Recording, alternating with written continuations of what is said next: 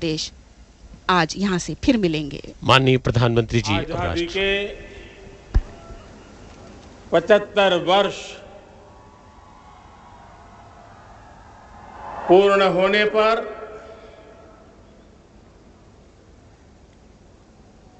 देशवासियों को अनेक अनेक शुभकामनाएं, बहुत बहुत बधाई। न सिर्फ हिंदुस्तान का हर कोना, लेकिन दुनिया के हर कोने में आज किसी न किसी रूप में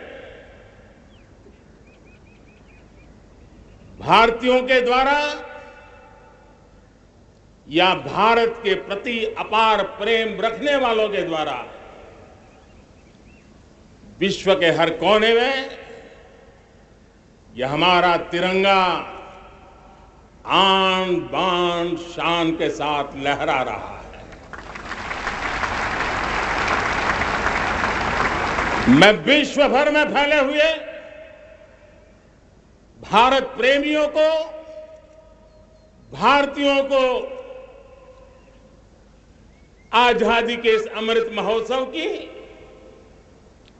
बहुत बहुत बधाई देता हूं। आज का ये दिवस ऐतिहासिक दिवस है, एक पुण्य पड़ाव, एक नई राह, एक नए संकल्प और नए सामर्थ्य के साथ कदम बढ़ाने का ये शुभ अवसर है।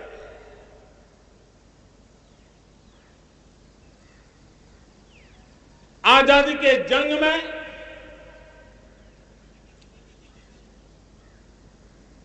गुलामी का पूरा कालखंड संघर्ष में बीता है। हिंदुस्तान का कोई कोना ऐसा नहीं था, कोई काल ऐसा नहीं था जब देशवासियों ने सैकड़ों सालों तक गुलामी के खिलाफ जंग न किया हो, जीवन न खपाया हो, यातनाएं न झेली हो, आहुति न दी हो। आज हम सब देशवासियों के लिए ऐसे हर महापुरुष को, हर त्यागी को, हर बलिदानी को नमन करने का अवसर है, उनका ऋण स्वीकार करने का अवसर है और उनका स्मरण करते हुए उनके सपनों को जल्द से जल्द पूरा करने का संकल्प लेने का भी अवसर है।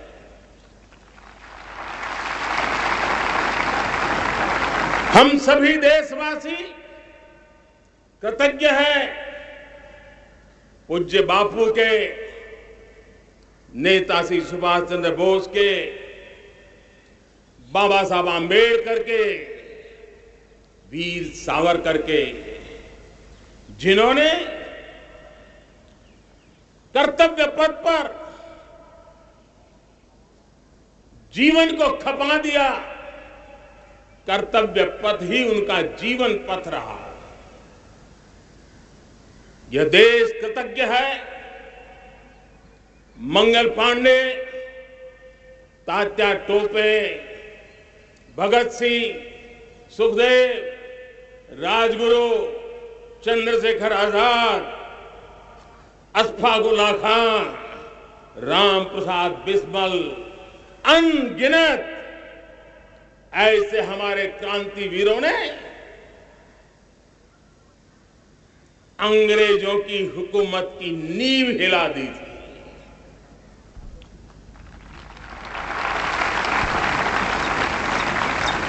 यह राष्ट्र कृतज्ञ है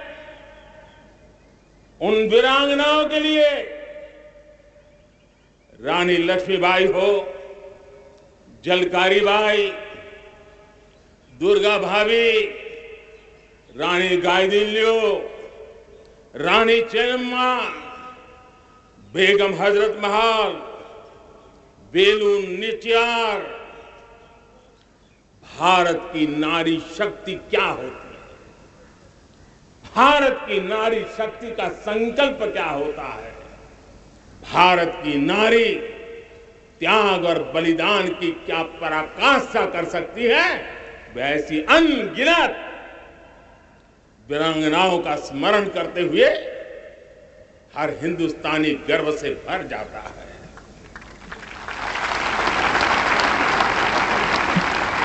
आजादी का जंग भी लड़ने वाले और आजादी के बाद देश बनाने वाले भी, डॉक्टर राजेंद्र प्रसाद जी हो, नेहरू जी हो, सरदार वल्लभ भाई पटेल, श्यामा प्रसाद मुखर्जी, लाल बहादुर शास्त्री, दीनदयाल उपाध्याय, जयप्रकाश नारायण, राम मनोहर लोहिया, आचार्य विनोबा भावे, नानाजी देशमुख, सुब्रमण्यम भारती, अनगिनत ऐसे महापुरुषों को आज नमन करने का अवसर है। जब आजादी के जंग की चर्चा करते हैं तो हम उन जंगलों में जीने वाले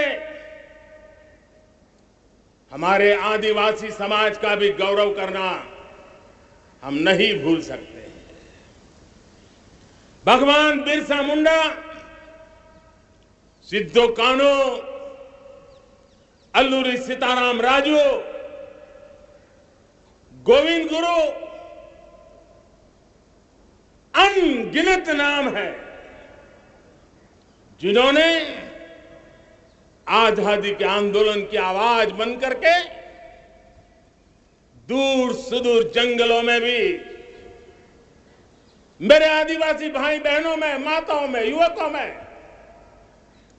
मातृभूमि के लिए जीने मरने की प्रेरणा जगाई। ये देश का सौभाग्य रहा है कि आजादी के जंग के कई रूप रहे और उसमें एक रूप वो भी था जिसमें नारायण गुरु हो, स्वामी विवेकानंद हो, महर्षि अरविंदो हो, गुरुदेव रविंद्रनाथ टैगोर हो, ऐसे अनेक महापुरुष हिंदुस्तान के हर कोने में, हर कान में भारत की चेतना को जगाते रहे, भारत को चेतनवंत बनाते रहे। अमृत महोत्सव के दौरान देश ने पूरे एक साल से हम देख रहे हैं, 2021 में दांडी यात्रा से प्रारंभ हुआ, स्मृति दिवस को संवारते हुए हिंदुस्तान के हर जिले में, हर कोने में देशवासियों ने आजादी के अमृत महोत्सव के लक्षावधि कार्यक्रम किए। शायद इतिहास में इतना विशाल, व्यापक, लंबा एक ही मकसद का उत्सव मनाया गया हो, वो शायद ये पहली घटना हुई होगी। और हिंदुस्तान के हर कोने में उन सभी महापुरुषों को याद करने का प्रयास किया गया जिनको किसी न किसी कारणवश इतिहास में जगह न मिली या उनको भुला दिया गया था। आज देश ने खोज खोज करके हर कोने में ऐसे वीरों को, महापुरुषों को, त्यागियों को, बलिदानियों को, सत्याग्रहियों को याद किया, नमन किया। अमृत महोत्सव के दरमियान इन सभी महापुरुषों को नमन करने का अवसर रहा। कल 14 अगस्त को भारत ने विभाजन विभीषिका स्मृति दिवस भी बड़े भारी मन से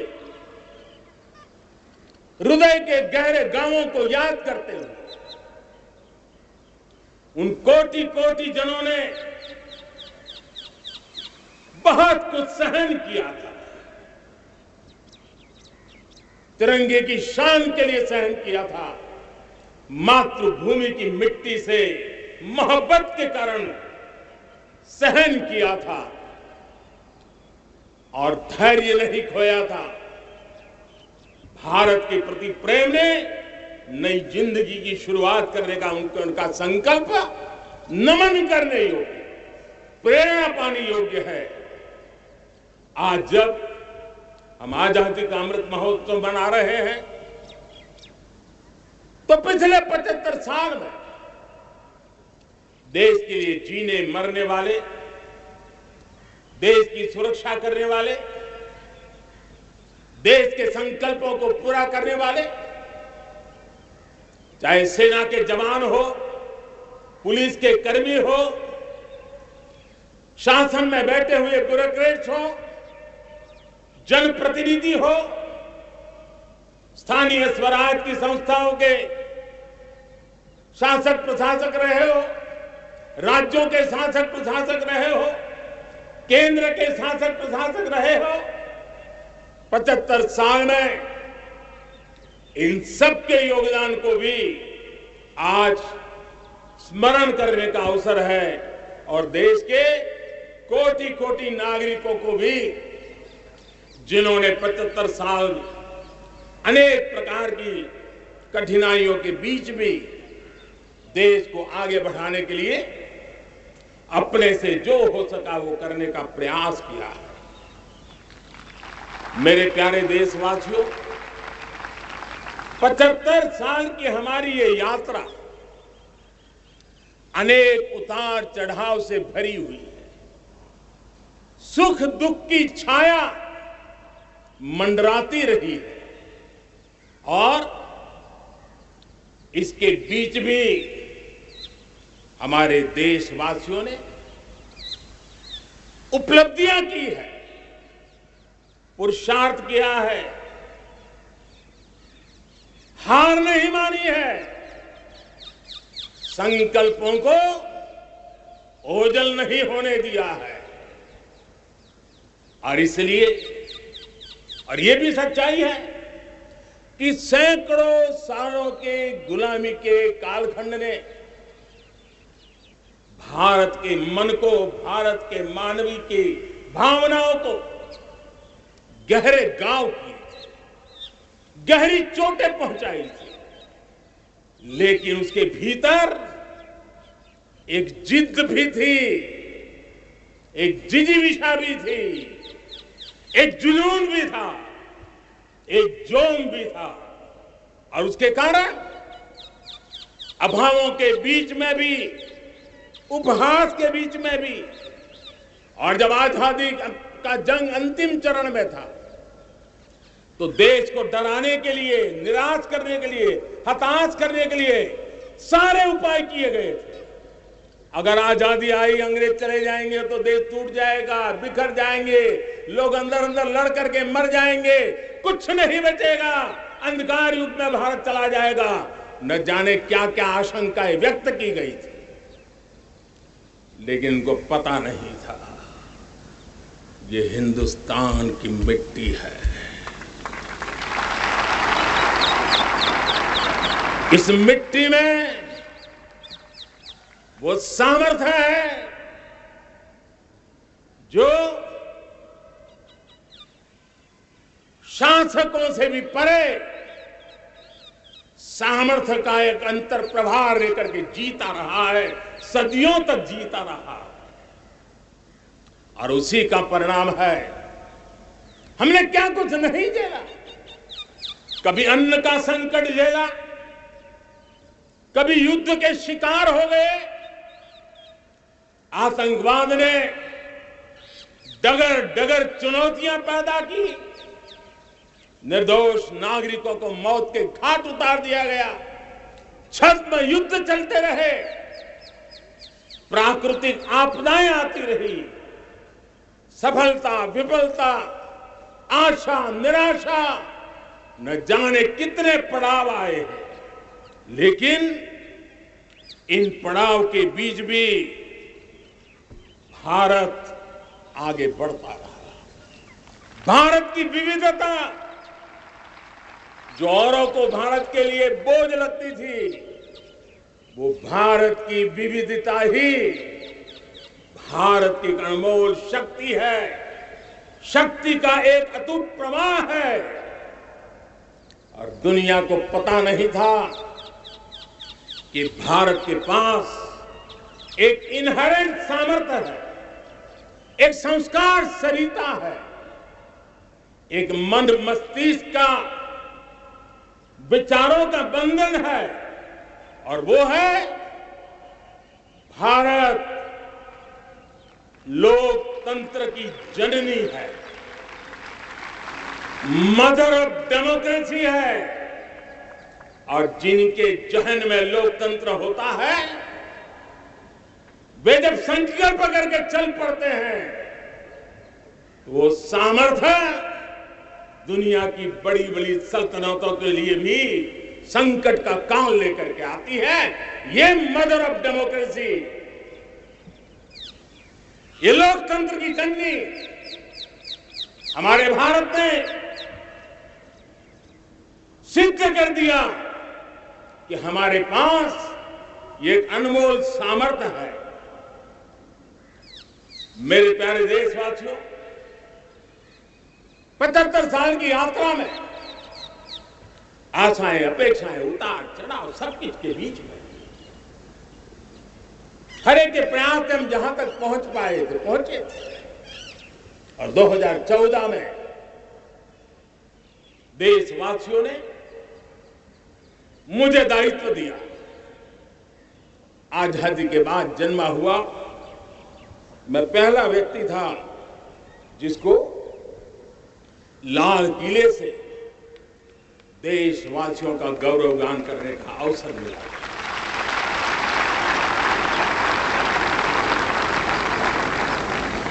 लेकिन मेरे दिल में जो भी आप लोगों से सीखा हूं, जितना आप लोगों को जान पाया हूं मेरे देशवासियों, आपके सुख दुख को समझ पाया है। देश की आशा अपेक्षाओं के भीतर वो कौन सी आत्मा बसती है, उसको जितना मैं समझ पाया है, उसको लेकर के मैंने अपना पूरा कालखंड देश के उन लोगों को एम्पावर करने में खपाया। मेरे दलित हो, शोषित हो, पीड़ित हो, वंचित हो, आदिवासी हो, महिला हो, युवा हो, किसान हो, दिव्यांग हो, पूरब हो, पश्चिम हो, उत्तर हो, दक्षिण हो, समुद्र का तट हो, हिमालय की कंदराएं हो, हर कोने में महात्मा गांधी का जो सपना था आखिर इंसान की चिंता करने का, महात्मा गांधी जी की आकांक्षा थी अंतिम छोर पर बैठे हुए व्यक्ति को समर्थ बनाने की, मैंने अपने आप को उसके लिए समर्पित किया। और 8 साल का नतीजा और आजादी के इतने दशकों का अनुभव आज 75 साल के बाद जब अमृत काल की ओर कदम रख रहे हैं, अमृत काल की ये पहली प्रभात है, तब मैं एक ऐसे सामर्थ्य को देख रहा हूं और जिससे मैं गर्व से भर जाता हूं। देशवासियों, मैं आज देश का सबसे बड़ा सौभाग्य ये देख रहा हूं कि भारत का जनमन आकांक्षी जनमन है। एस्पिरेशनल सोसाइटी किसी भी देश की बहुत बड़ी अमानत होती है और हमें गर्व है कि आज हिंदुस्तान के हर कोने में, हर समाज के हर वर्ग में, हर तबके में आकांक्षाएं उफान पर है। देश का हर नागरिक चीजें बदलना चाहता है, बदलते देखना चाहता है, लेकिन इंतजार करने को तैयार नहीं है, अपनी आंखों के सामने देखना चाहता है, कर्तव्य से जुड़ करके करना चाहता है, वो गति चाहता है, वो प्रगति चाहता है। 75 साल में संजोए हुए सारे सपने अपने ही आंखों के सामने पूरा करने के लिए वो लालायित है, उत्साहित है, उतावला भी है। कुछ लोगों को इसके कारण संकट हो सकता है, क्योंकि जब एस्पिरेशनल सोसाइटी होती है तब सरकारों को भी तलवार की धार पे चलना पड़ता है, सरकारों को भी समय के साथ दौड़ना पड़ता है। और मुझे विश्वास है, चाहे केंद्र सरकार हो, राज्य सरकार हो, स्थानीय स्वराज की संस्थाएं हो, किसी भी प्रकार की शासन व्यवस्था क्यों न हो, हर किसी को इन एस्पिरेशनल सोसाइटी को एड्रेस करना पड़ेगा। उनकी आकांक्षाओं के लिए हम ज्यादा इंतजार नहीं कर सकते। हमारे इस एस्पिरेशनल सोसाइटी ने लंबे अरसे तक इंतजार किया, लेकिन अब वो अपनी आने वाली पीढ़ी को इंतजार में जीने के लिए मजबूर करने को तैयार नहीं है। और इसलिए ये अमृत काल का पहली प्रभात हमें उस एस्पिरेशनल सोसाइटी की आकांक्षाओं को पूरा करने के लिए एक बहुत बड़ा सुनहरा अवसर देकर के आई है। मेरे प्यारे देशवासियों, हमने पिछले दिनों देखा, एक और ताकत का हमने अनुभव किया है, और वो है भारत में एक सामूहिक चेतना का पुनर्जागरण हुआ। एक सामूहिक चेतना का पुनर्जागरण आजादी के इतने संघर्ष में से जो अमृत था वो अब संजोया जा रहा है, संकलित हो रहा है, संकल्प में परिवर्तित हो रहा है, पुरुषार्थ की पराकाष्ठा जुड़ रही है और सिद्धि का मार्ग नजर आ रहा है। ये चेतना, मैं समझता हूं कि चेतना का जागरण, ये पुनर्जागरण, ये हमारी सबसे बड़ी अमानत है। और ये पुनर्जागरण देखिए, 10 अगस्त तक लोगों को पता तक नहीं होगा शायद कि देश के भीतर कौन सी ताकत है, लेकिन पिछले 3 दिन से जिस प्रकार से तिरंगे झंडे को लेकर के, तिरंगा की यात्रा लेकर के देश चल पड़ा है। बड़े बड़े सोशल साइंस के एक्सपर्ट्स वे भी शायद कल्पना नहीं कर सकते कि मेरे भीतर के अंदर कितने, मेरे देश के भीतर कितना बड़ा सामर्थ्य है, एक तिरंगे झंडे ने दिखा दिया है। यह पुनर्चेतना, पुनर्जागरण का पल है। ये लोग समझ नहीं पाए हैं। जब देश जनता कर्फ्यू के लिए हिंदुस्तान का हर कोना निकल पड़ता है, तब उस चेतना की अनुभूति है। जब देश ताली थाली बजा करके कोरोना वॉरियर के साथ कंधे से कंधा मिला करके खड़ा हो जाता है, तब चेतना की अनुभूति होती है। जब दिया जला करके कोरोना वॉरियर की शुभकामना देने के लिए देश निकल पड़ता है, तब उस चेतना की अनुभूति होती है। दुनिया कोरोना के कालखंड में वैक्सीन लेना या न लेना, वैक्सीन काम का है कि नहीं है, उस उलझन में जी रहा था। उस समय मेरे देश के गांव गरीब भी 200 करोड़ डोज दुनिया को चौंका देने वाला काम करके दिखा देते हैं। यही चेतना है, यही सामर्थ्य है। इस सामर्थ्य ने आज देश को एक नई ताकत दी है। मेरे प्यारे भाइयों बहनों, तीसरा एक महत्वपूर्ण सामर्थ्य मैं देख रहा हूं, जैसे एस्पिरेशनल सोसाइटी, जैसे पुनर्जागरण, वैसे ही आजादी के इतने दशकों के बाद पूरे विश्व का भारत की तरफ देखने का नजरिया बदल चुका है। विश्व भारत की तरफ गर्व से देख रहा है, अपेक्षा से देख रहा है। समस्याओं का समाधान भारत की धरती पर दुनिया खोजने लगी है दोस्तों। विश्व का ये बदलाव, विश्व की सोच में ये परिवर्तन 75 साल की हमारी अनुभव यात्रा का परिणाम है। हम जिस प्रकार से संकल्पों लेकर चल पड़े हैं, दुनिया इसे देख रही है और आखिरकार विश्व भी उम्मीदें लेकर के जी रहा है। उम्मीदें पूरे करने का सामर्थ्य कहां पड़ा है वो उसे दिखने लगा है। मैं इसे त्रिशक्ति के रूप में देखता हूं, 3 सामर्थ्य के रूप में देखता हूं।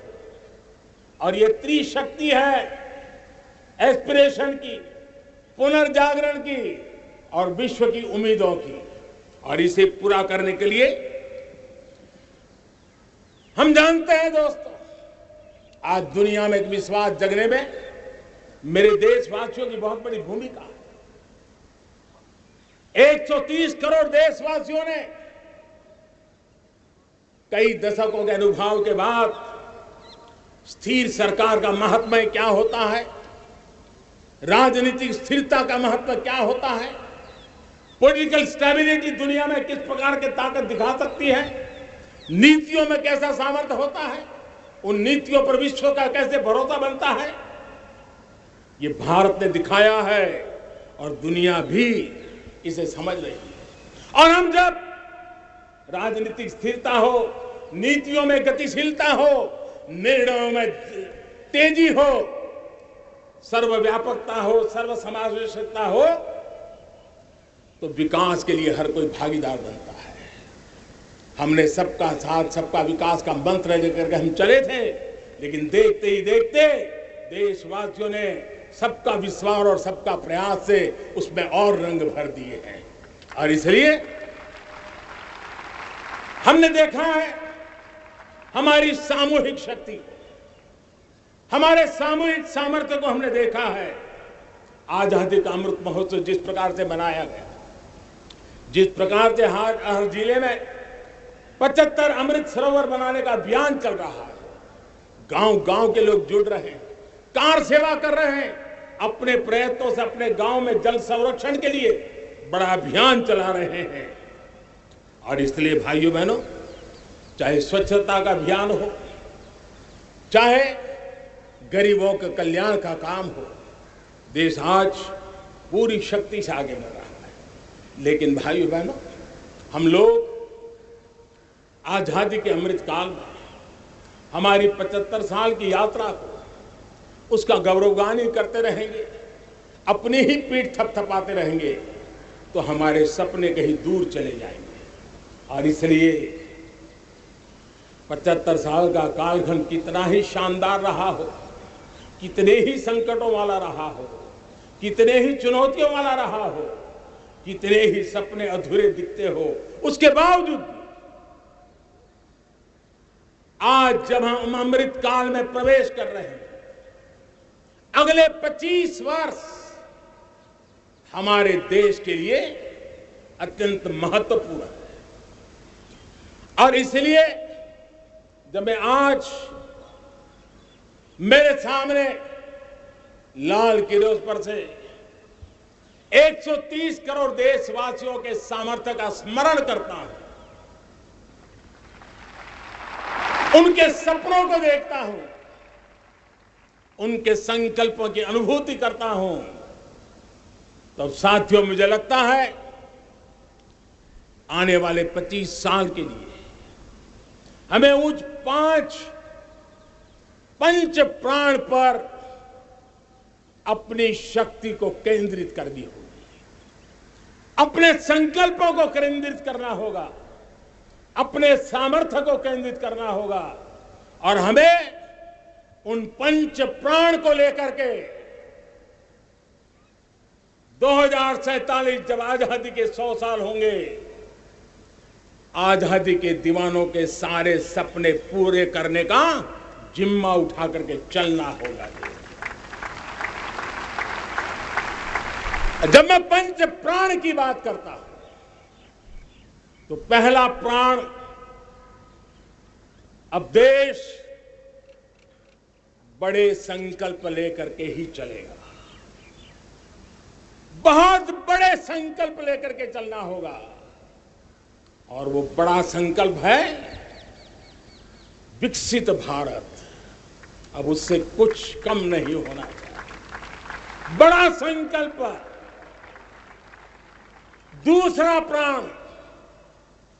दूसरा प्राण है किसी भी कोने में, हमारे मन के भीतर, हमारे आदतों के भीतर गुलामी का एक भी अंश अगर भी अभी भी है, तो उसको किसी भी हालत में बचने नहीं देना है। अब 100%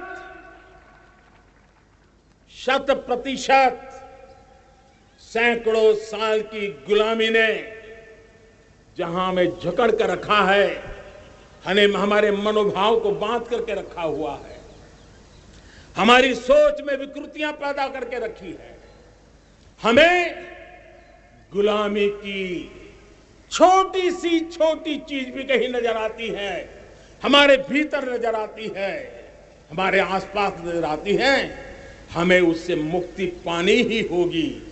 ये हमारा दूसरी प्राण शक्ति है।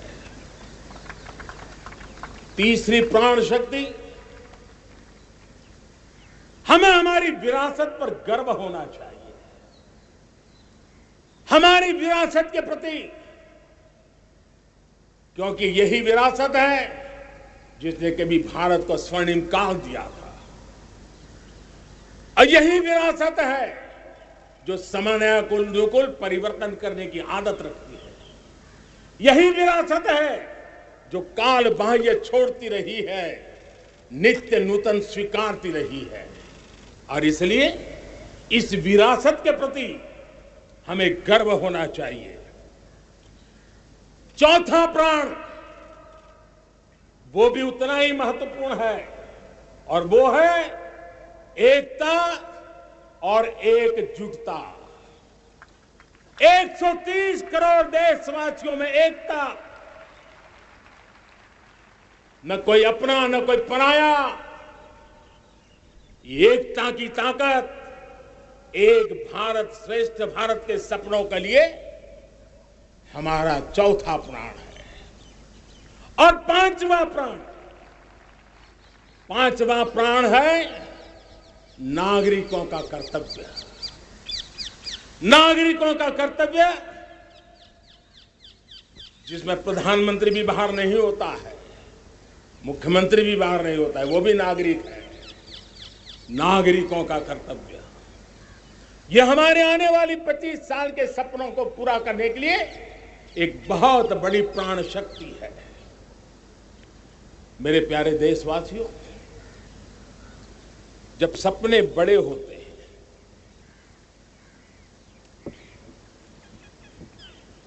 जब संकल्प बड़े होते हैं, तो पुरुषार्थ भी बहुत बड़ा होता है, शक्ति भी बहुत बड़ी मात्रा में जुट जाती है। अब कोई कल्पना कर सकता है कि देश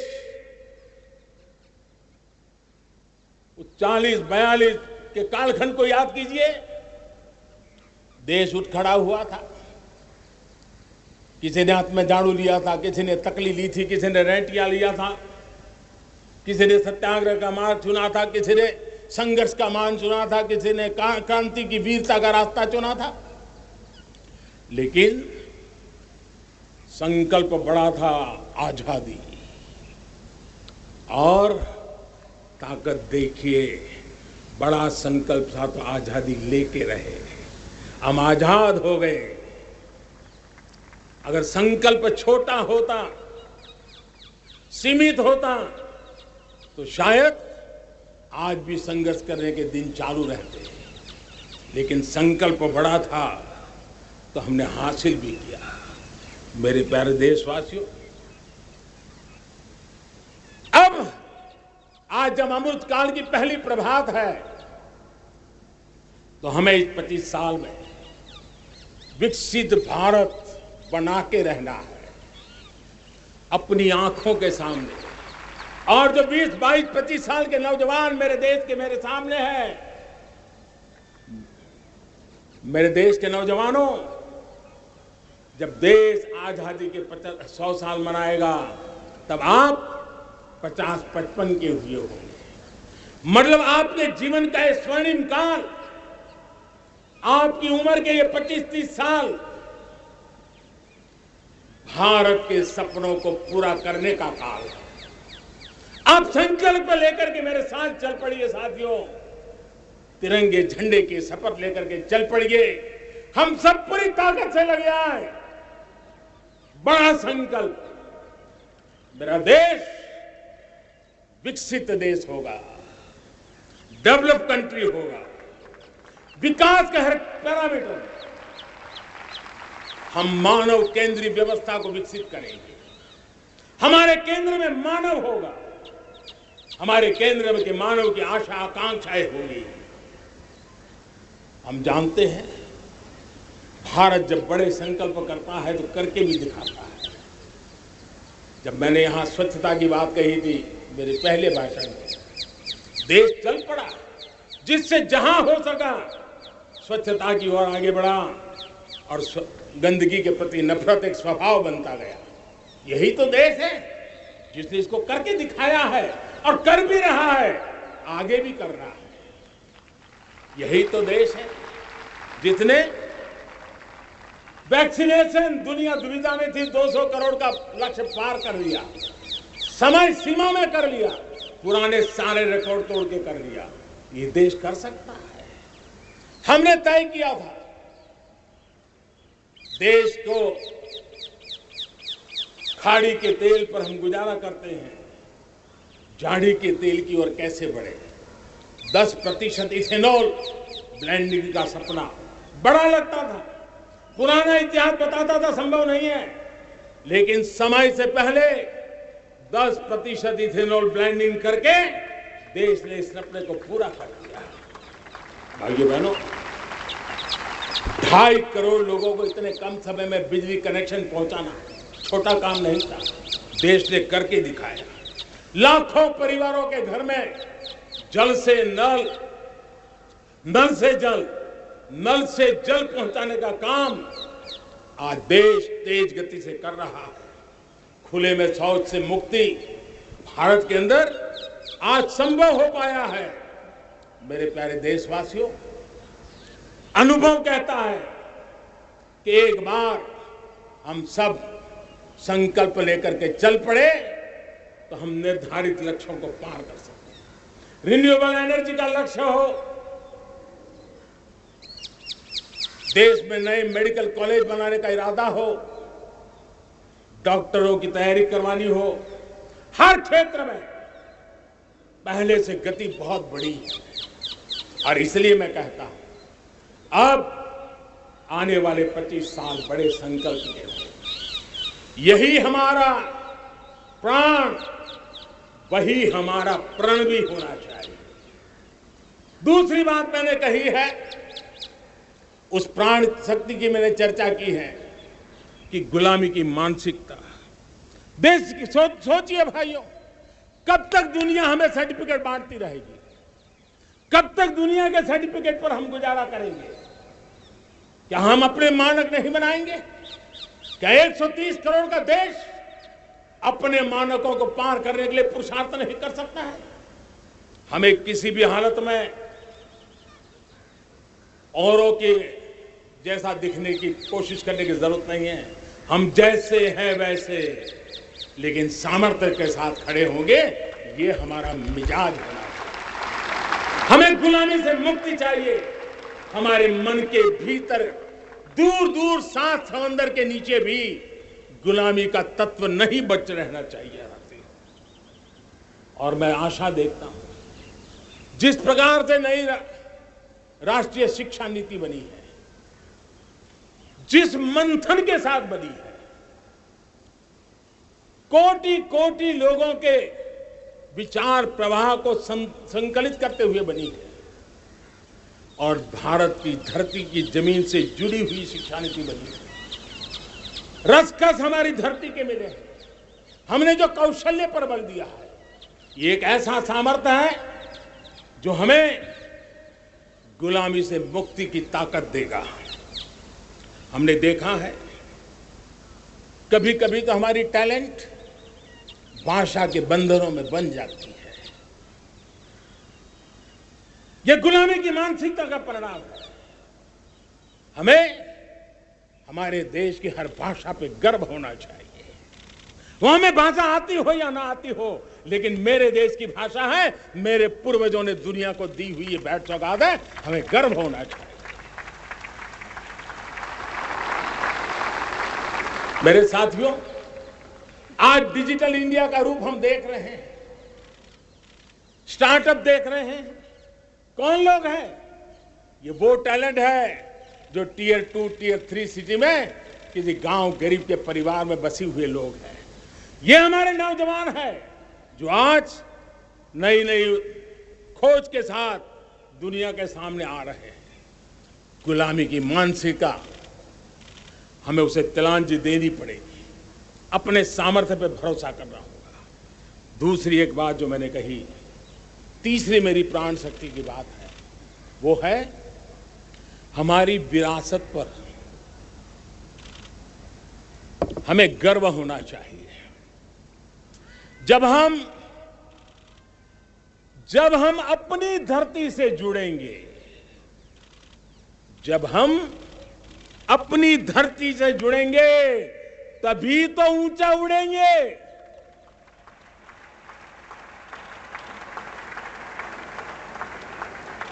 और जब हम ऊंचा उड़ेंगे तो हम विश्व को भी समाधान दे पाएंगे। हमने देखा है जब हम अपनी चीजों पे गर्व करते हैं। आज दुनिया होलिस्टिक हेल्थ केयर की चर्चा कर रही है, लेकिन जब होलिस्टिक हेल्थ केयर की चर्चा करती है तो उसकी नजर भारत के योग पर जाती है, भारत के आयुर्वेद पर जाती है, भारत की होलिस्टिक लाइफस्टाइल के पर जाती है। ये हमारी विरासत है, हम जो दुनिया को दे रहे हैं। दुनिया आज उससे प्रभावित हो रही है। अब हमारी ताकत देखिए, हम वो लोग हैं जो प्रकृति के साथ जीना जानते हैं, प्रकृति को प्रेम करना जानते हैं। आज विश्व पर्यावरण की जो समस्याओं से जूझ रहा है, हमारे पास वो विरासत है। ग्लोबल वार्मिंग की समस्याओं के समाधान का रास्ता हम लोगों के पास है, हमारे पूर्वजों ने दिया हुआ है। जब हम लाइफस्टाइल की बात करते हैं, एनवायरमेंट फ्रेंडली लाइफस्टाइल की बात करते हैं, हम लाइफ मिशन की बात करते हैं, तो दुनिया का ध्यान आकर्षित करते हैं। हमारे पास ये सामर्थ्य है। हमारा बड़ा धान, मोटा धान, मिलेट, हमारे यहां तो घर घर की चीज रही है। ये हमारी विरासत है। हमारे छोटे किसानों के परिश्रम से छोटी छोटी जमीन के टुकड़ों में फलने फूलने वाली हमारे धान। आज दुनिया अंतर्राष्ट्रीय स्तर पर मिलेट ईयर मनाने के लिए आगे बढ़ रही है। मतलब हमारी विरासत को आज दुनिया, हम उस पर गर्व करना सीखे। हमारे पास दुनिया को बहुत कुछ देना। हमारे फैमिली वैल्यूज, विश्व के सामाजिक तनाव की जब चर्चा हो रही है, व्यक्तिगत तनाव की चर्चा होती है तो लोगों को योग दिखता है, सामूहिक तनाव की बात होती है तब भारत की पारिवारिक व्यवस्था दिखती है। संयुक्त परिवार की एक पूंजी सदियों से हमारी माताओं बहनों के त्याग बलिदान के कारण परिवार नाम की जो व्यवस्था विकसित हुई, यह हमारी विरासत है। इस विरासत पर हम गर्व कैसे करें? हम तो वो लोग हैं जो जीव में भी शिव देखते हैं। हम वो लोग हैं जो नर में नारायण देखते हैं। हम वो लोग हैं जो नारी तो नारायणी कहते हैं। हम वो लोग हैं जो पौधे में परमात्मा देखते हैं। हम वो लोग हैं जो नदी को मां मानते हैं। हम वो लोग हैं जो हर कंकर में शंकर देखते हैं। यह हमारा सामर्थ्य है। हर नदी में मां का रूप देखते हैं। पर्यावरण की इतनी व्यापकता, विशालता, ये हमारा गौरव। हम विश्व के सामने जब खुद गर्व करेंगे तो दुनिया करेगी। भाइयों बहनों, हम वो लोग हैं जिसने दुनिया को वसुधैव कुटुंबकम का मंत्र दिया। हम वो लोग हैं जो दुनिया को कहते हैं एकम सत विप्रहा बदवा वदंती। आज जो होलियर देन दाव का जो संकट चल रहा है, तुझसे बड़ा मैं हूं, ये जो तनाव का कारण बना हुआ है, दुनिया को एकम सत विप्राधा बहुधा वदंती का ज्ञान देने वाली व्यवस्था हमारे पास है। जो कहते हैं सत्य एक है, जानकार लोग उसको अलग अलग तरीके से कहते हैं। ये गौरव हमारा है। हम लोग हैं जो कहते हैं यत पिंडे तद ब्रह्मांडे। कितनी बड़ी सोच है। जो ब्रह्मांड में है वो हर जीव मात्र में है। यत पिंडे तद ब्रह्मांडे, ये कहने वाले हम लोग हैं। हम वो लोग हैं जिसने दुनिया का कल्याण देखा है। हम जन कल्याण से जग कल्याण के राही रहे हैं। जन कल्याण से जग कल्याण की राह पर चलने वाले हम लोग जब दुनिया की कामना करते हैं तब कहते हैं सर्वे अपि सुखिनः सन्तु सर्वे सन्तु निरामया। सबके सुख की बात, सबके आरोग्य की बात करना, यह हमारी विरासत है। और इसलिए हम बड़ी शान के साथ हमारी इस विरासत का गर्व करना सीखें।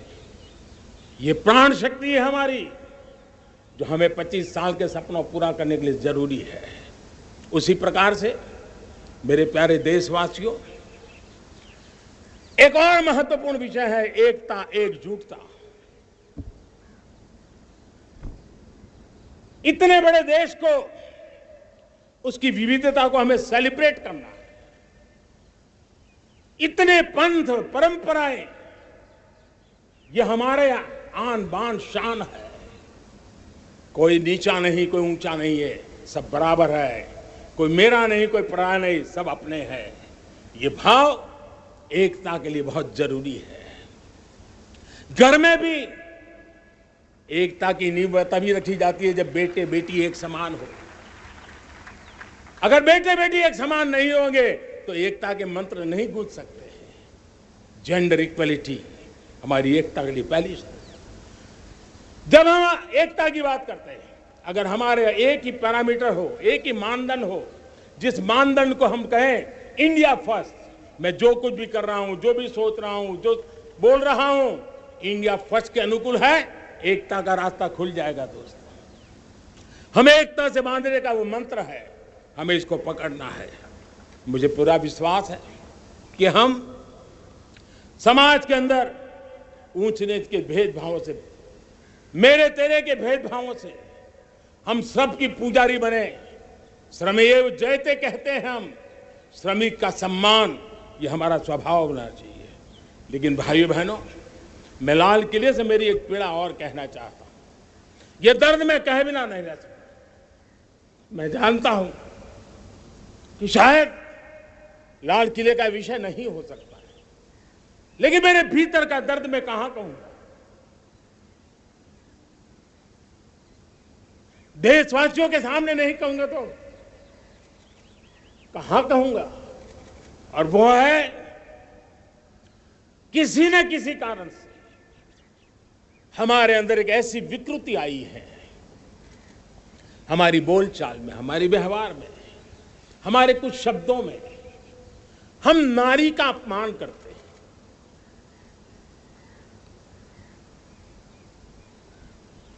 क्या हम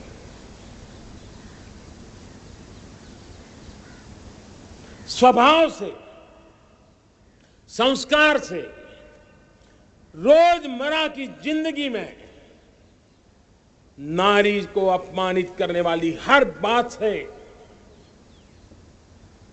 मुक्ति का संकल्प ले सकते हैं?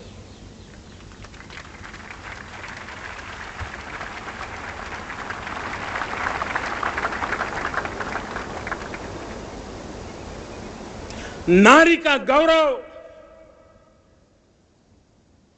राष्ट्र के सपने पूरे करने में बहुत बड़ी पूंजी बनने वाला है। यह सामर्थ्य मैं देख रहा हूं और इसलिए मैं इस बात का आग्रही हूं। मेरे प्यारे देशवासियों, मैं पांचवी प्राण शक्ति की बात करता हूं और वो पांचवी प्राण शक्ति है नागरिक का कर्तव्य। दुनिया में जिन जिन देशों ने प्रगति की है, जिन जिन देशों ने कुछ अचीव किया है, व्यक्तिगत जीवन में भी जिसने अचीव किया है, कुछ बातें उभर करके सामने आती हैं। एक, अनुशासित जीवन। दूसरा, कर्तव्य के प्रति समर्पण। व्यक्ति की जीवन की सफलता हो, समाज की हो, परिवार की हो, राष्ट्र की हो, ये मूलभूत मार्ग है, ये मूलभूत प्राण शक्ति है। और इसलिए हमें कर्तव्य पर बल देना ही होगा। यह शासन का काम है कि बिजली 24 घंटे पहुंचाने के लिए प्रयास करे, लेकिन ये नागरिक का कर्तव्य है कि जितनी ज्यादा यूनिट बिजली बचा सकते बचाएं। हर खेत में पानी पहुंचाना सरकार की जिम्मेवारी है, सरकार का प्रयास है, लेकिन पर ड्रॉप मोर क्रॉप, पानी बचाते हुए आगे बढ़ना, मेरे हर खेत से आवाज उठनी चाहिए।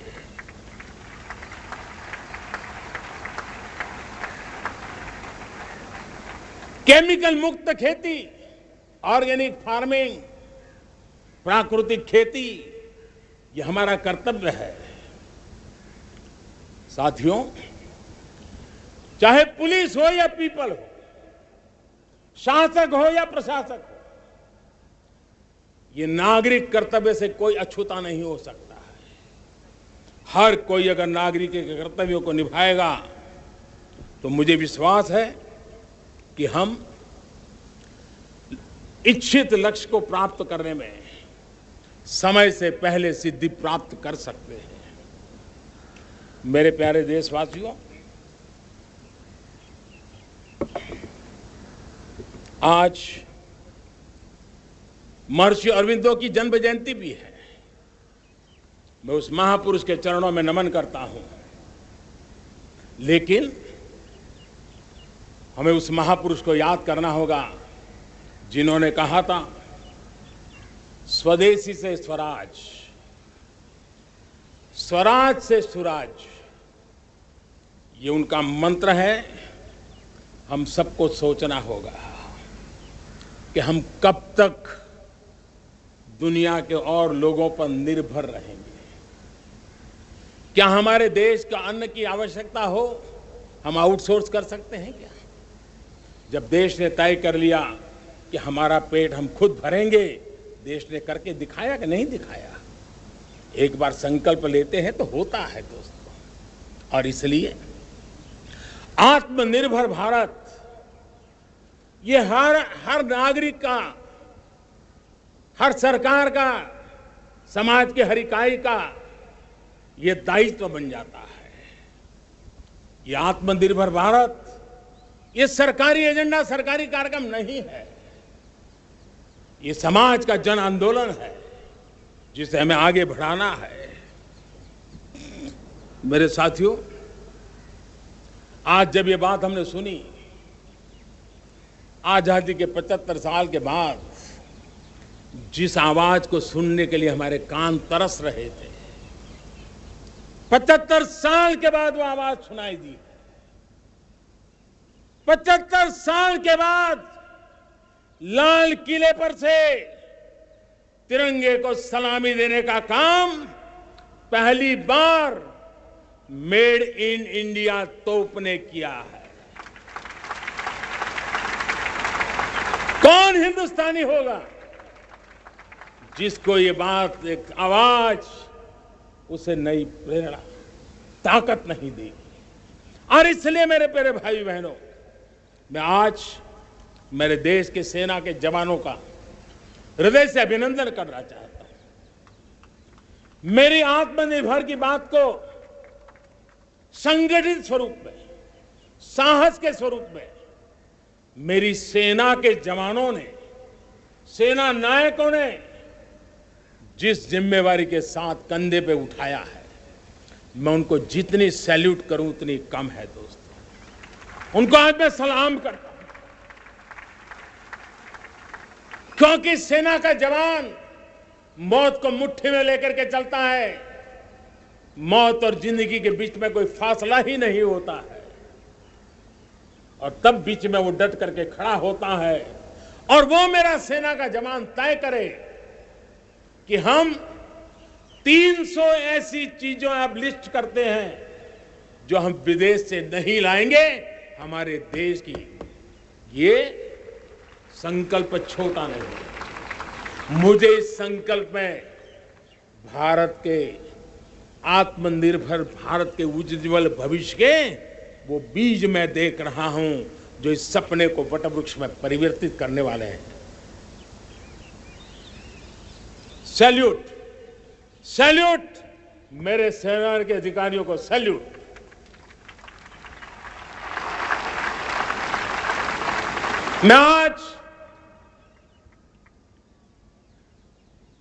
मैं मेरे छोटे छोटे बालकों को 5 साल 7 साल की आयु के बालक, उनको भी सैल्यूट करना चाहता हूं, उनको भी सलाम करना चाहता हूं। जब देश के सामने चेतना जगी, मैंने सैकड़ों परिवारों से सुना है 5-5, 7 साल के बच्चे घर में कह रहे हैं कि अब हम विदेशी खिलौने से नहीं खेलते। 5 साल का बच्चा घर में विदेशी खिलौने से नहीं खेलेंगे, ये जब सब संकल्प करता है ना, तब आत्मनिर्भर भारत उसकी रगों में दौड़ता है। आज देखिए, पीएलआई स्कीम 1 लाख करोड़ रुपया दुनिया के लोग हिंदुस्तान में अपना नसीब आजमाने आ रहे हैं, टेक्नोलॉजी लेकर के आ रहे हैं, रोजगार के नए अवसर बना रहे हैं। भारत मैन्युफैक्चरिंग हब बनता जा रहा है, आत्मनिर्भर भारत की बुनियाद बना रहा है। आज इलेक्ट्रॉनिक गुड्स मैन्युफैक्चरिंग हो, मोबाइल फोन का मैन्युफैक्चरिंग हो, आज देश बहुत तेजी से प्रगति कर रहा है। जब हमारा ब्रह्मोस दुनिया में जाता है, कौन हिंदुस्तानी होगा जिसका मन आसमान को न छूता होगा। दोस्तों, आज हमारी मेट्रो कोचेस, हमारी वंदे भारत ट्रेन विश्व के लिए आकर्षण बन रहा है। मेरे प्यारे देशवासियों, हमें आत्मनिर्भर बनना है हमारे एनर्जी सेक्टर में। हम कब तक एनर्जी के सेक्टर में किसी और पर डिपेंडेंट रहेंगे? और हमें सोलार का क्षेत्र हो, विंड एनर्जी का क्षेत्र हो, रिन्यूएबल के और भी जो रास्ते हो, मिशन हाइड्रोजन हो, बायोफ्यूल की कोशिश हो, इलेक्ट्रिक व्हीकल पर जाने की बात हो, हमें आत्मनिर्भर बन करके इन व्यवस्थाओं को आगे बढ़ाना होगा। मेरे प्यारे देशवासियों, आज प्राकृतिक खेती भी आत्मनिर्भर का एक मार्ग है। फर्टिलाइजर से जितनी ज्यादा मुक्ति, आज देश में नैनो फर्टिलाइजर के कारखाने की नई आशा लेकर के आए हैं। लेकिन प्राकृतिक खेती, केमिकल फ्री खेती आत्मनिर्भर को ताकत दे सकती है। आज देश में रोजगार के क्षेत्र में ग्रीन जॉब के नए नए क्षेत्र बहुत तेजी से खुल रहे हैं। भारत ने नीतियों के द्वारा स्पेस को खोल दिया है। ड्रोन की बहुत दुनिया में सबसे प्रगतिशील पॉलिसी लेकर के आए हैं। हमने देश के नौजवानों के लिए नए द्वार खोल दिए हैं। मेरे प्यारे भाइयों बहनों, मैं प्राइवेट सेक्टर को भी आह्वान करता हूं, आइए हमें विश्व में छा जाना है। आत्मनिर्भर भारत का यह भी सपना है कि दुनिया को भी जो आवश्यकताएं हैं उसको पूरा करने में भारत पीछे नहीं जाएगा। हमारे लघु उद्योग हो, सूक्ष्म उद्योग हो, कुटीर उद्योग हो, जीरो डिफेक्ट जीरो इफेक्ट हमें उस करके हमें दुनिया में जाना होगा। हमें स्वदेशी पर गर्व करना होगा। मेरे प्यारे देशवासियों, हम बार बार लाल बहादुर शास्त्री जी को याद करते हैं। जय जवान जय किसान का उनका मंत्र आज भी देश के लिए प्रेरणा है। बाद में अटल बिहारी वाजपेयी जी ने जय विज्ञान कह करके उसमें एक कड़ी जोड़ दी थी और देश ने उसको प्राथमिकता दी थी। लेकिन अब अमृतकाल के लिए एक और अनिवार्यता है और वो है जय अनुसंधान। जय जवान जय किसान जय विज्ञान जय अनुसंधान, इनोवेशन। और मुझे मेरे देश की युवा पीढ़ी में भरोसा है, इनोवेशन की ताकत देखिए। आज हमारा यूपीआई भीम, हमारा डिजिटल पेमेंट, फिनटेक की दुनिया में हमारा स्थान, आज विश्व में रियल टाइम 40% अगर डिजिटल फाइनेंशियल का ट्रांजैक्शन होता है तो मेरे देश में हो रहा है। हिंदुस्तान ने ये करके दिखाया है। मेरे प्यारे देशवासियों, अब हम 5G के दौर की ओर कदम रख रहे हैं। बहुत दूर इंतजार नहीं करना होगा, हम कदम मिलाने वाले हैं। हम ऑप्टिकल फाइबर गांव-गांव में पहुंचा रहे हैं। डिजिटल इंडिया का सपना गांव से गुजरेगा, ये मुझे पूरी जानकारी है। आज मुझे खुशी है, हिंदुस्तान के 4 लाख कॉमन सर्विस सेंटर्स गांवों में विकसित हो रहे हैं। गांव के नौजवान बेटे बेटियां कॉमन सर्विस सेंटर चला रही हैं। देश गर्व कर सकता है कि गांव के क्षेत्र में 4 लाख डिजिटल एंटरप्रेन्योर का तैयार होना और सारी सेवाएं गांव के लोग उनके यहां लेने के लिए आदी बन जाए, ये अपने आप में टेक्नोलॉजी हब बनने की भारत की जो ताकत है। मेरे प्यारे देशवासियों, ये जो डिजिटल इंडिया का मूवमेंट है, जो सेमीकंडक्टर की ओर हम कदम मांड रहे हैं, 5G की ओर कदम मांड रहे हैं, ऑप्टिकल फाइबर का नेटवर्क बिछा रहे हैं, ये सिर्फ आधुनिकता की पहचान ऐसा नहीं है। 3 बड़ी ताकतें इसके अंदर समाहित है। शिक्षा में आमूलचूल क्रांति, ये डिजिटल माध्यम से आने वाली है। स्वास्थ्य सेवाओं में आमूलचूल क्रांति डिजिटल से आने वाली है। कृषि जीवन में भी बहुत बड़ा बदलाव डिजिटल से आने वाला है। एक नया विश्व तैयार हो रहा है। भारत उसे आगे बढ़ाने के लिए, और मैं साफ देख रहा हूं दोस्तों, ये डेकेड मानव जात के लिए टेकेड का समय है, टेक्नोलॉजी का डेकेड है।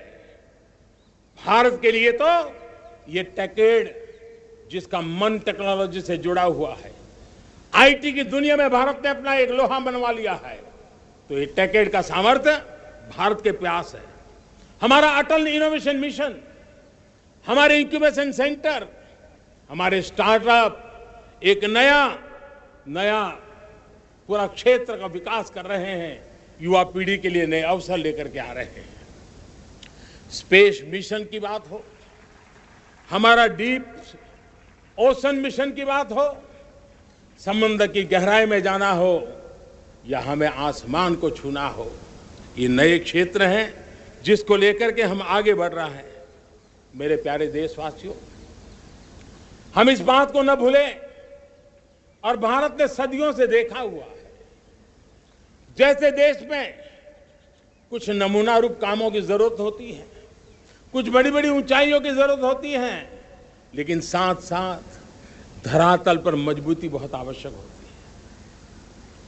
भारत की आर्थिक विकास की संभावनाएं धरातल की मजबूती से जुड़ी हुई है, और इसलिए हमारे छोटे किसान, उनका सामर्थ्य, हमारे छोटे उद्यमी, उनका सामर्थ्य, हमारे लघु उद्योग, कुटीर उद्योग, सूक्ष्म उद्योग, रेहड़ी पटरी वाले लोग, घरों में काम करने वाले लोग, ऑटो रिक्शा चलाने वाले लोग, बस सेवाएं देने वाले लोग, ये समाज का जो सबसे बड़ा तबका है, इसका सामर्थ्यवान होना भारत के सामर्थ्य की गारंटी है। और इसलिए हमारे आर्थिक विकास की ये जो मूलभूत जमीनी ताकत है, उस ताकत को सर्वाधिक बल देने की दिशा में हमारा प्रयास चल रहा है। मेरे प्यारे देशवासियों, हमारे पास 75 साल का अनुभव है। हमने 75 साल में कई सारी सिद्धियां भी प्राप्त की हैं। हमने 75 साल के अनुभव में नए सपने भी संजोए हैं, नए संकल्प भी लिए हैं। लेकिन अमृतकाल के लिए हमारे मानव संसाधन का ऑप्टिमम आउटकम कैसे हो, हमारी प्राकृतिक संपदा का ऑप्टिमम आउटकम कैसे हो, इस लक्ष्य को लेकर के हमें चलना है। और तब मैं पिछले कुछ सालों से अनुभव से कहना चाहता हूं, आपने देखा होगा आज अदालत के अंदर देखिए, हमारी वकील के क्षेत्र में काम करने वाले हमारी नारी शक्ति किस ताकत के साथ नजर आ रही है। आप ग्रामीण क्षेत्र में जनप्रतिनिधि के रूप में देखिए, हमारी नारी शक्ति किस मिजाज से, समर्पित भाव से अपनी गांवों की समस्याओं को सुलझाने में लगी हुई है। आज ज्ञान का क्षेत्र देख लीजिए, विज्ञान का क्षेत्र देख लीजिए, हमारे देश की नारी शक्ति सिरमौर नजर आ रही है। आज हम पुलिस में देखें, हमारी नारी शक्ति लोगों की सुरक्षा की जिम्मेवारी उठा रही है। हम जीवन के हर क्षेत्र में देखें, खेलकूद का मैदान देखें या युद्ध की भूमि देखें, भारत की नारी शक्ति एक नए सामर्थ्य, नए विश्वास के साथ आगे आ रही है। मैं इसको भारत की 75 साल की जो यात्रा में जो योगदान है, उसमें अब कई गुना योगदान आने वाले 25 साल में मैं मेरी नारी शक्ति का देख रहा हूं, मेरी माताओं, बहनों का, मेरी बेटियों का देख रहा हूं। और इसलिए ये सारे हिसाब किताब से ऊपर है, सारे आपके पैरामीटर से अतिरिक्त है।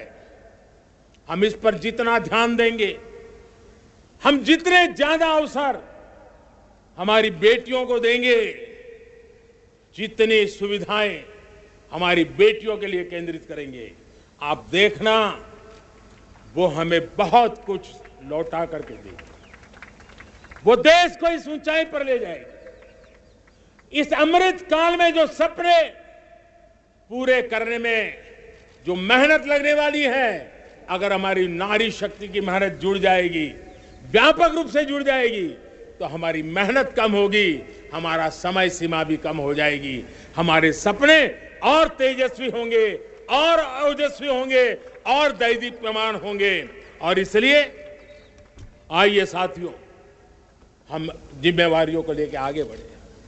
मैं आज भारत के संविधान के निर्माताओं का भी धन्यवाद करना चाहता हूं कि उन्होंने जो हमें फेडरल स्ट्रक्चर दिया है, उसके स्पिरिट को बनाते हुए, उसकी भावनाओं का आदर करते हुए हम कंधे से कंधा मिला करके इस अमृत काल में चलेंगे तो सपने साकार होकर के रहेंगे।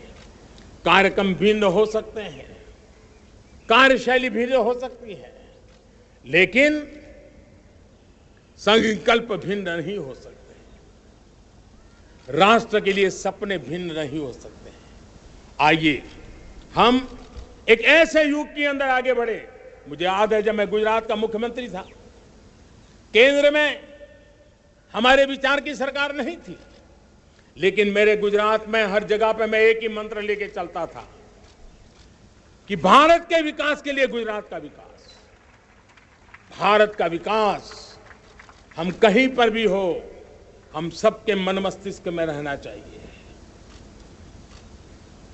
हमारे देश के कई राज्य हैं जिन्होंने देश को आगे बढ़ाने में बहुत भूमिका अदा की है, नेतृत्व किया है, कई क्षेत्रों में उदाहरण काम किए हैं। ये हमारे फेडरलिज्म को ताकत देते हैं। लेकिन आज समय की मांग है कि हमें कोऑपरेटिव फेडरलिज्म के साथ साथ कोऑपरेटिव कॉम्पिटिटिव फेडरलिज्म की जरूरत है। हमें विकास की स्पर्धा की जरूरत है। हर राज्य को लगना चाहिए वो राज्य आगे निकल गया, मैं इतनी मेहनत करूंगा, मैं आगे निकल जाऊंगा। उसने ये 10 अच्छे काम किए हैं, मैं 15 अच्छे काम करके दिखाऊंगा। उसने 3 साल में पूरा किया है, मैं 2 साल में करके दिखाऊंगा। हमारे राज्यों के बीच में, हमारी सर्विस सरकार की सभी इकाइयों के बीच में वो स्पर्धा का वातावरण चाहिए जो हमें विकास की नई ऊंचाइयों पर ले जाने के लिए प्रयास करे। मेरे प्यारे देशवासियों, इस 25 वर्ष का अमृतकाल के लिए जब हम चर्चा करते हैं, तब मैं जानता हूं चुनौतियां अनेक हैं, मर्यादाएं अनेक हैं, मुसीबतें भी हैं, बहुत कुछ है। हम इसको कम नहीं आंकते हैं, रास्ते खोजते हैं, लगातार कोशिश कर रहे हैं। लेकिन 2 विषयों को तो मैं यहां आज चर्चा करना चाहता हूं। चर्चा अनेक विषयों पर हो सकती है, लेकिन मैं अभी समय की सीमा के कारण 2 विषयों पर चर्चा करता हूं। और मैं मानता हूं हमारे इन सारी चुनौतियों को कारण, विकृतियों के कारण, बीमारियों के कारण इस 25 साल का अमृतकाल, उस पर शायद अगर हमने समय रहते नहीं चेते, समय रहते समाधान नहीं किए, तो वो ये विकराल रूप ले सकते हैं। और इसलिए मैं सबकी चर्चा न करते हुए 2 पर जरूर चर्चा करना चाहता हूं। एक है भ्रष्टाचार, दूसरा है भाई भतीजावाद, परिवारवाद। भारत जैसे लोकतंत्र में जहां लोग गरीबी से जूझ रहे हैं, जब ये तरफ से देखते हैं कि एक तरफ वो लोग हैं जिनके पास रहने के लिए जगह नहीं है, दूसरी पार वो तरह लोग हैं जिनको अपना चोरी किया हुआ माल रखने के लिए जगह नहीं है, ये स्थिति अच्छी नहीं है दोस्तों। और इसलिए हमें भ्रष्टाचार के खिलाफ पूरी ताकत से लड़ना है। पिछले 8 वर्षों में डायरेक्ट बेनिफिट ट्रांसफर के द्वारा, आधार, मोबाइल, इन सारे आधुनिक व्यवस्थाओं का उपयोग करते हुए 2 लाख करोड़ रुपए जो गलत हाथों में जाते थे, उसको बचा करके देश की भलाई के लिए काम लगाने में हम सफल हुए। जो लोग पिछली सरकारों में बैंकों को लूट लूट करके भाग गए, उनकी संपत्तियां जब्त कर करके वापस लाने की कोशिश कर रहे हैं। कईयों को जेलों में जीने के लिए मजबूर करके रखा हुआ है। हमारी कोशिश है जिन्होंने देश को लूटा है उनको लौटाना पड़े, वो स्थिति हम पैदा करेंगे। भाइयों बहनों, अब भ्रष्टाचार के खिलाफ मैं साफ देख रहा हूं कि हम एक निर्णायक कालखंड में कदम रख रहे हैं। बड़े बड़े चमरबंदी भी बच नहीं पाएंगे। इस मिजाज के साथ भ्रष्टाचार के खिलाफ एक निर्णायक कालखंड में अब हिंदुस्तान कदम रख रहा है। और मैं लाल किले की प्राचीर से बड़ी जिम्मेवारी के साथ कह रहा हूं। और इसलिए भाइयों बहनों, भ्रष्टाचार दीमक की तरह देश को खोखला कर रहा है। मुझे इसके खिलाफ लड़ाई लड़नी है, लड़ाई को तेज करना है, निर्णायक मोड़ पे लेकर के ही जाना है। तब मेरे 130 करोड़ देशवासी, आप मुझे आशीर्वाद दीजिए, आप मेरा साथ दीजिए। मैं आज आपसे साथ मांगने आया, आपका सहयोग मांगने आया हूं, ताकि मैं इस लड़ाई को लड़ पाऊं, इस लड़ाई को देश जीत पाए और सामान्य नागरिक की जिंदगी भ्रष्टाचार ने तबाह करके रखी हुई है। मैं मेरे इन सामान्य नागरिक की जिंदगी को फिर से शान बान शान के लिए जीने के लिए रास्ता बनाना चाहता हूं। और इसलिए मेरे प्यारे देशवासियों, ये चिंता का विषय है कि आज देश में भ्रष्टाचार के प्रति नफरत तो दिखती है, व्यक्त भी होती है, लेकिन कभी कभी भ्रष्टाचारियों के प्रति उदारता बरती जाती है। किसी भी देश में ये शोभा नहीं देगा।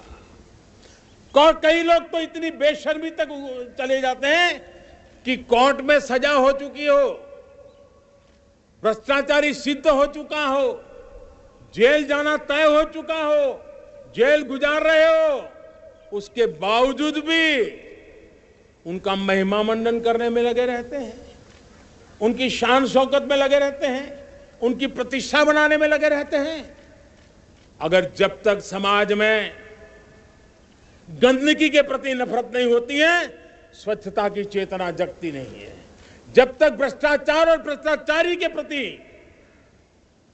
नफरत का भाव पैदा नहीं होता है, सामाजिक रूप से उसको नीचा देखने के लिए मजबूर नहीं करते, तब तक एक मानसिकता खत्म होने वाली नहीं है। और इसलिए भ्रष्टाचार के प्रति भी और भ्रष्टाचारियों के प्रति भी हमें बहुत जागरूक होने की जरूरत है। दूसरी एक चर्चा मैं करना चाहता हूं, भाई भतीजावाद।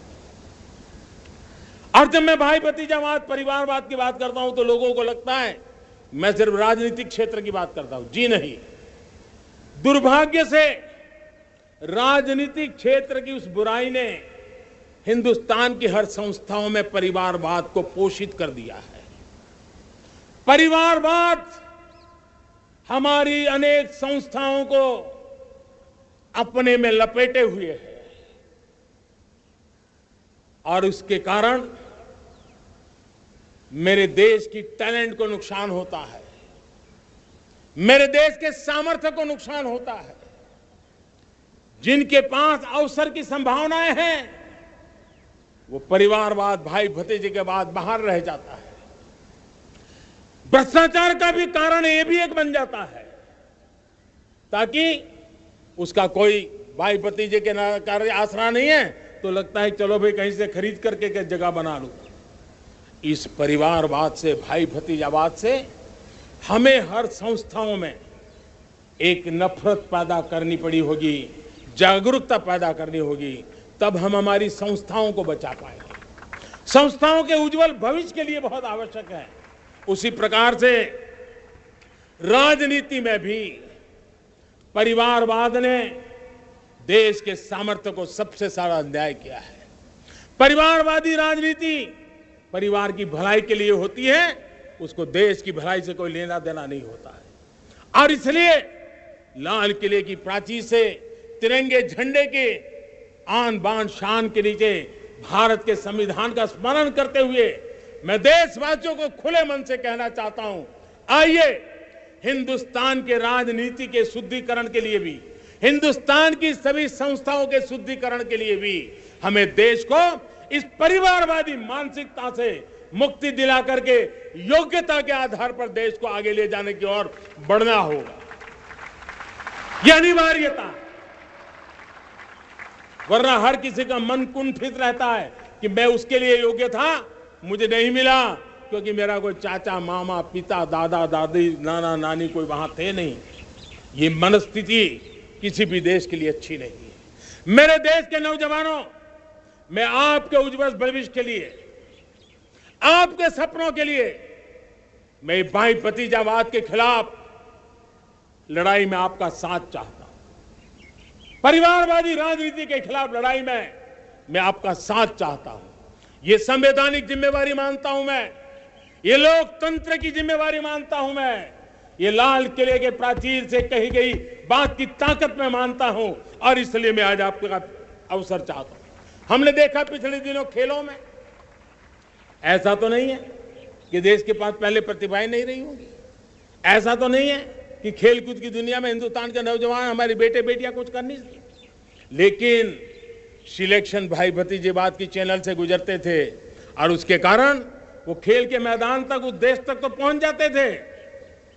जीत हार से उन्हें लेना देना नहीं था, लेकिन जब ट्रांसपेरेंसी आई, योग्यता के आधार पर खिलाड़ियों का चयन होने लगा, पूर्ण पारदर्शिता से खेल के मैदान में सामर्थ्य का सम्मान होने लगा, आज देखिए दुनिया में खेल के मैदान में भारत का तिरंगा फहरता है, भारत का राष्ट्रगान गाया जाता है, गर्व होता है और परिवारवाद से मुक्ति होती है, भाई भतीजावाद से मुक्ति होती है, तो ये नतीजे आते हैं। मेरे प्यारे देशवासियों, ये ठीक है, चुनौतियां बहुत हैं। अगर इस देश के सामने करोड़ों संकट है तो करोड़ों समाधान भी है, और मेरा 130 करोड़ देशवासियों पर भरोसा है। 130 करोड़ देशवासी निर्धारित लक्ष्य के साथ, संकल्प के प्रति समर्पण के साथ, जब 130 करोड़ देशवासी एक कदम आगे रखते हैं ना, तो हिंदुस्तान 130 करोड़ कदम आगे बढ़ जाता है। इस सामर्थ्य को लेकर के हमने आगे बढ़ना है। इस अमृत काल में, जब ये अमृत काल की पहली बेला है, पहली प्रभात है, हमें आने वाले 25 साल को एक पल भी भूलना नहीं है। एक एक दिन, समय का प्रत्येक क्षण, जीवन का प्रत्येक कण मातृभूमि के लिए जीना, और तभी आजादी के दीवानों को हमारी सच्ची श्रद्धांजलि होगी। तभी 75 साल तक देश को यहां तक पहुंचाने में जिन जिन लोगों ने योगदान किया, उनका पुण्य स्मरण हमें काम आएगा। मैं देशवासियों से आग्रह करते हुए, नई संभावनाओं को संजोते हुए, नए संकल्पों को पार करते हुए, आगे बढ़ने का विश्वास लेकर के आज अमृत काल का आरंभ करते हैं। आजादी का अमृत महोत्सव अब अमृत काल की दिशा में पलट चुका है, आगे बढ़ चुका है। तब इस अमृत काल में सबका प्रयास अनिवार्य है, सबका प्रयास ही परिणाम लाने वाला है। टीम इंडिया की भावना ही देश को आगे बढ़ने वाली है। 130 करोड़ देशवासियों की ये टीम इंडिया एक टीम के रूप में आगे बढ़ करके सारे सपनों को साकार करेंगी। इसी पूरे विश्वास के साथ मेरे साथ बोलिए, जय हिंद, जय हिंद, जय हिंद। भारत माता की, भारत माता की, भारत माता की। वंदे वंदे वंदे। बहुत बहुत धन्यवाद।